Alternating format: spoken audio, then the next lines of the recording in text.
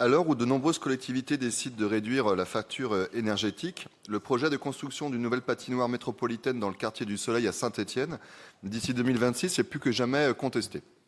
Le mois dernier, lors d'une réunion des vice-présidents de Saint-Étienne Métropole, le report des travaux a été évoqué compte tenu du contexte écologique et économique. Il faut dire que le projet risque de coûter très cher aux contribuables stéphanois, 29 millions d'euros, sans compter les 9,5 millions d'euros destinés aux travaux des abords de la future patinoire, contre 18 millions d'euros prévus initialement. Dans le cadre du CPER, 2 millions d'euros de la région sont fléchés vers le projet de construction de cette nouvelle patinoire, alors que le bureau exécutif Saint-Étienne Métropole a émis des doutes sur la pertinence et la faisabilité de ce projet. Nous appelons notre collectivité à clarifier sa position et à réorienter les financements prévus dans le cadre du CPER vers un projet réellement bénéfique pour les Stéphanois et les Stéphanoises.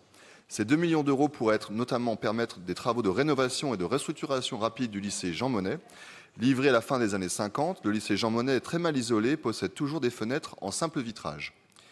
Les toilettes, les salles de classe, le restaurant scolaire sont dans un état critique. Le matériel informatique est vétuste.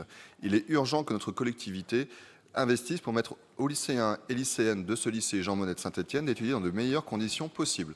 Aussi, Monsieur le Président, ma question est la suivante.